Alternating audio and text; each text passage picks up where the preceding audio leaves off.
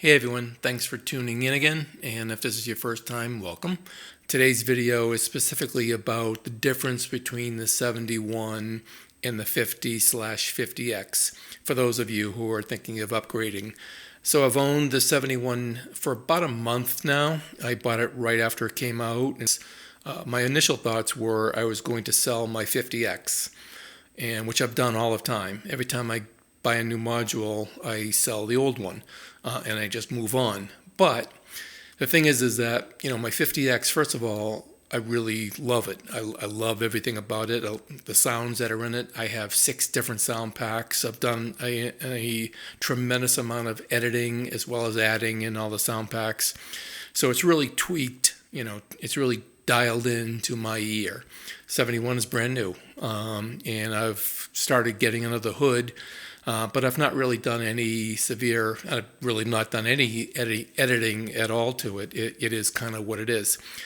And, truth told, day one, when the 71 came out, just like a lot of what you guys do is, I go online and I'm listening to all the videos and I'm listening to what is being said. Specifically, I'm listening to the sounds and I'm thinking, hey, this doesn't sound that much different than my 50X.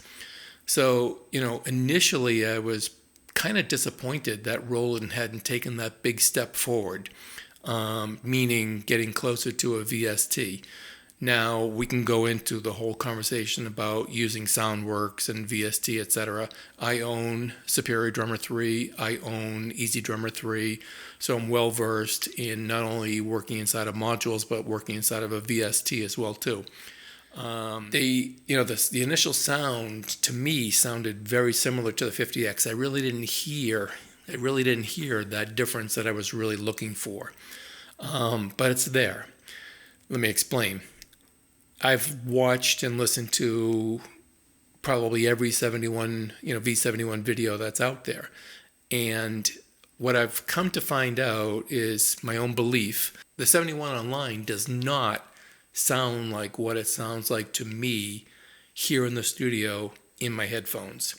So what I talked about in a previous video is if I say the 50X from a sound perspective is like here, and a VST sound quality is up here, SD3, Easy D3, the 71 to me is probably about here. It's definitely above a 50X, but it's not in comparison to a VST. And quite frankly, I'm not so sure any module ever will. My point is that online versus live in person is a whole different ballgame. So I'm going to play through a bunch of examples. What I'm going to do is I'm going to match kits from a timbre perspective. And what I'll do is in my mixer afterwards, I will pull out one of the modules so you can only hear, let's say, the 71. So what I'll first do is you'll hear the 71 alone.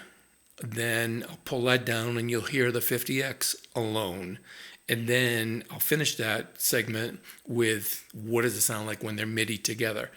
And to me, at this point, I really have no intention of selling off my 50X. I love this MIDI setup as it is. Sound is always subjective. Sound always changes, blah, blah, blah.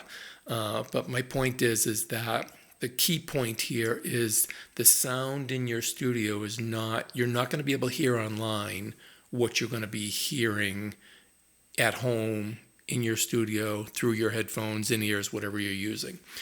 The quality of the 71 is much richer. It's different than the 50X. I have to use that word different.